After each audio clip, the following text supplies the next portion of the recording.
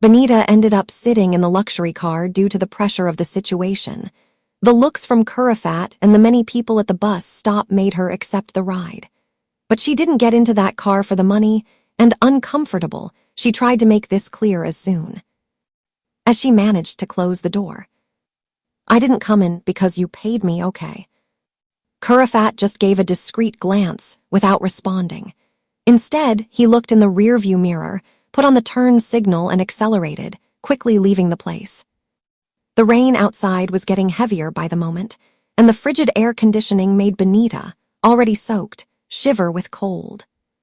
She rubbed her arms and tried to block the cold wind with her bag, instead of simply adjusting the direction of the air. Are you cold? Kurafat noticed the discomfort, but he didn't really know how to start a conversation. The question was trivial, but in that uncomfortable atmosphere, it didn't seem so bad. Yes. The driver and owner of the car stretched out her hand to reduce the intensity of the air. The cold wind lost strength, and Bonita felt a little better, but still not enough. There's a coat in the back seat. Grab it and put it on. What? The coat is behind you. Put it on. It is not necessary. Kurafat narrowed his eyes. Do I need to pay you to put on a coat and stop shivering? No need. Bonita shrank back into the seat, feeling even smaller. Reluctantly, he turned to grab his coat. But when she opened it, she was surprised by the expensive perfume impregnated in the fabric, not to mention the visible designer brand, highlighting the high value of the piece. What happened now? Kurafat cast a sidelong glance when he noticed Bonita hesitating to put on her coat. The air conditioning was already on low. The only alternative to heat it up would be to turn it off completely. The young girl bit her lips and sighed softly. She felt uncomfortable wearing it, and she didn't like lying. This coat is expensive. I don't dare to wear it. If I ruin it, it would be a problem. You can drop me off at the next bus stop. Kurafat frowned. Leaving a small girl, dressed in a student uniform and completely soaked, alone at a bus stop in that heavy rain. She wasn't particularly interested in Bonita, but she wasn't so insensitive as to ignore the scene either. Seeing the girl trembling awakened her protective instinct, as if she were an older sister who couldn't stay still. Honestly, even his younger sister was more obedient. But Bonita. Instead of accepting the offer and thanking her, he still managed to irritate her. Just look. But it's very expensive. Kurafat rolled his eyes impatiently. I asked you to wear the coat, not to buy it from me. Does the price really matter that much? Bonita fell silent, and then it was Kurafat who realized that he had been a little too rude. They barely knew each other after all. Sorry, I'm a bit rude sometimes. Bonita raised her eyebrows and cast a discreet glance at Kurafat, who was focused on the road. But upon realizing that she was being watched, Kurafat raised her eyebrow, asking what it was. Nothing. You're looking clearly. Bonita bit her lip. I'm not used to hearing someone apologize or thank me. She hesitated before continuing. And I didn't want to wear the coat because it's too expensive. If I ruin it, I'll owe you, Kurafat sighed. It's not that expensive. I bought it because I can afford it. Even if you break it, it's not something that will cause me a big loss. She wasn't trying to brag. She was just saying what she thought. If she allowed Bonita to wear the coat, it was only because she wanted to help her stay warm. There was no other reason. I understand you're being kind, but if you get dressed and warm, consider it payment for the coat. Also, Bonita didn't understand. Not at all. Why did this upset her so much? She and Kurafat were like oil and water. They shouldn't even be around each other, much less mix. Being so kind to someone he had just met, wasn't that dangerous? Didn't Kurafat realize the risk of messing with other people's feelings? Bonita spent her life dealing with people who always approached her with ulterior motives. She had already learned to identify each of them, because they wanted something in return, because they expected gratitude, because they wanted her body. She had seen so many of these approaches that sometimes she felt like vomiting just thinking about it. But Kurafat was different. She helped without seeming to expect anything in return. She just helped because she wanted to help, and it was exactly this kind of feeling that Bonita found dangerous. Dangerous to herself. If you don't want to wear anything, just cover yourself. That way, at least you won't be cold. This time, Kurafat's voice was softer. The car had already passed several bus stops, but the driver hadn't even slowed down. Thanks. This time, Bonita didn't argue. The coat did indeed keep her warm, and that was what mattered most at the moment. But now that she was comfortable, her mind began to wander. Looking out of the car, she frowned slightly. If he calculated the time, he realized that if he went home before going to work that night, he probably wouldn't make it on time. The only alternative would be to go straight to work without returning home. Queen. She called out hesitantly. She bit her lip as she saw Kurafat's intense eyes turn to her. How could someone be so beautiful and yet so intimidating? If you called, then speak. But you still haven't answered. I need. Well, if you stay silent, I don't know whether I should. Continue talking or not. Even if I don't answer, I can still hear, don't you? Think. Yes. Kurafat didn't like Bonita's scared appearance. She hadn't even done anything to scare her. Why do you seem so afraid of me? I'm not afraid, I just have respect.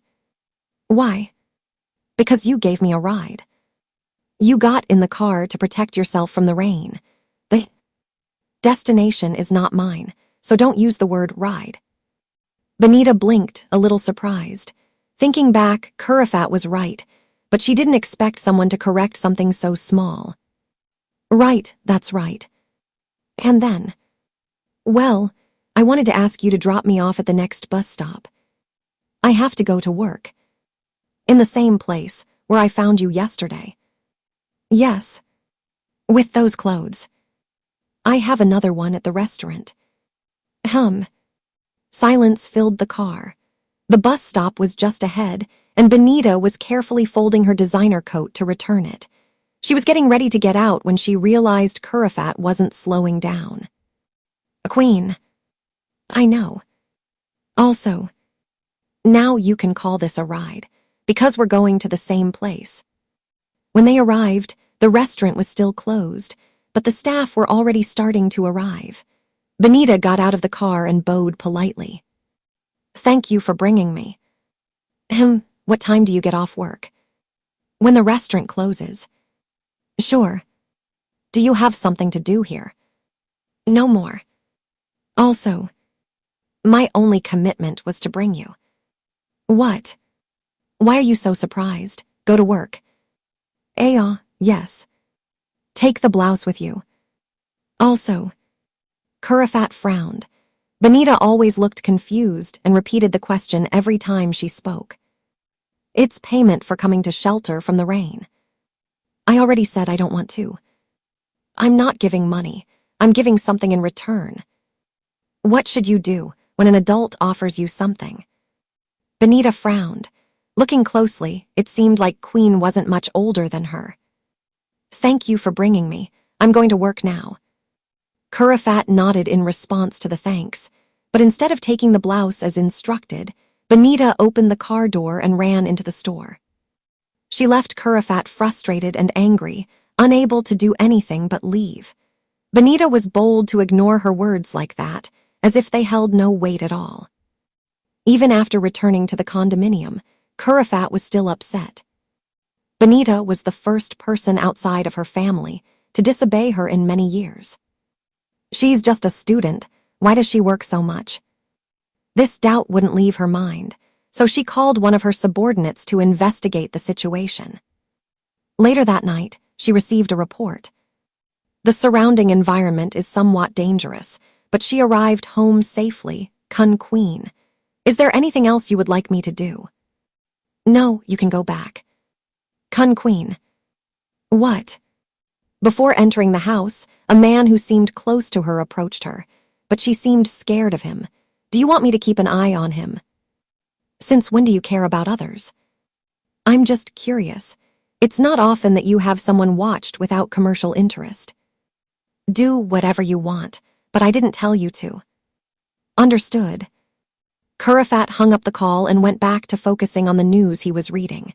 His day was always like this: work, reading, and learning to expand his horizons. As for Bonita, whatever her subordinate decided to do on his own had nothing to do with her. At least she had left her safe that night. A week later, Kurafat returned to the restaurant. Lin had gathered his friends, and by coincidence, Kurafat was free. She had left work at 8 o'clock in the evening and had not had time to go home to change, as her friend had pressed her in front of her room. So she was still wearing an elegant women's suit and high heels, which made her look even more imposing. I hope Kin doesn't act nasty again. Lin laughed. He's not coming today, don't worry. In fact, upon learning that Kurafat would be there, Fakin immediately refused. His ego could not bear to be below anyone, not even within his own group of friends. He asked me to apologize on his behalf for what happened that day. I do not accept. No. He has my number. If he wants to apologize, he can call me personally. Why send messages? Lin nodded in agreement. True. You didn't call anyone else today, right? Are you waiting for someone? Why would I wait for someone? I'm not waiting for anyone. And most importantly, I know how to take care of myself. Lin laughed again. But having someone looking out for you doesn't hurt. Relax. If you don't want to, no one will interfere. I hope that's true. During the meeting with her friends, Kurafat stepped away to go to the bathroom. However, something made her stop halfway, the sound of muffled crying coming from there. The place was empty, so where was that sound coming from? She thought about going to another bathroom, but before she could turn around, the door opened. Bonita appeared in front of her, wearing a cropped blouse with thin straps and a short skirt that only reached a hand's breadth past her knees. A queen. The little girl was taken aback and immediately lowered her head to wipe the tears from her face. Normally, this bathroom was rarely used, so she felt comfortable crying there and relieving her sadness. Who made you cry? Bonita hesitated.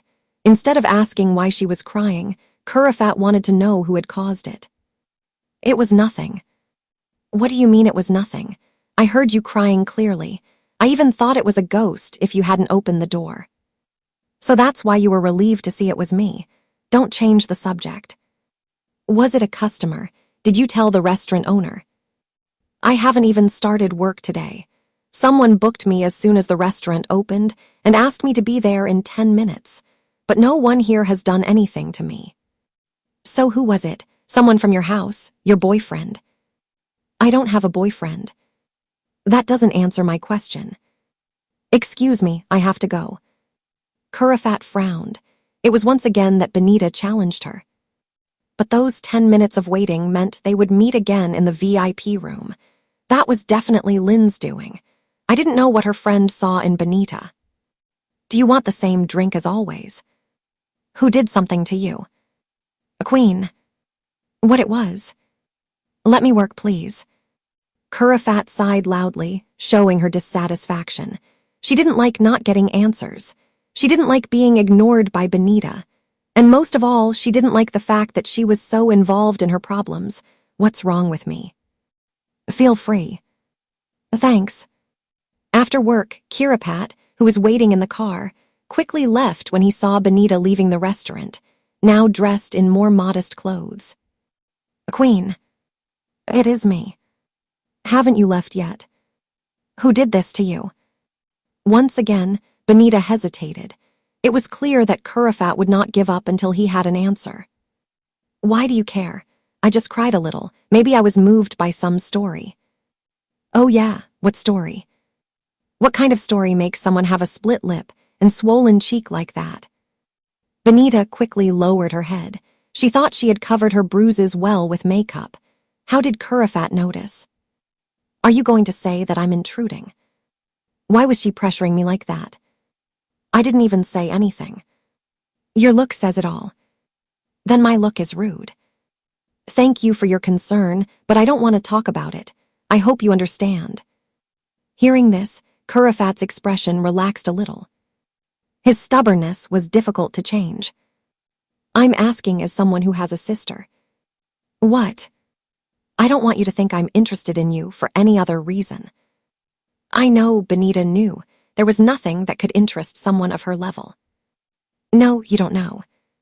I'm leaving. Drive carefully. And you, how are you getting home? My friend will take me. What friend? In fact, Bonita was lying. Her best friend hadn't gone to work that day, and she would have to go back alone. I'll wait with you, don't get me wrong. Understood. Great, and when is your friend leaving? Ah. Kurifat narrowed his eyes. Had anyone ever told Bonita that she was terrible at lying? Wait in my car. The mosquitoes are around here. Don't make me pay for you to get in the car again, baby. Miss, I know you may not want to know, but yesterday she was attacked by someone in her own family. He sent the message as if he already knew that Kurifat was uneasy about it. And so she couldn't ignore it, but it was only because he had a sister. I just felt sorry, nothing more than that.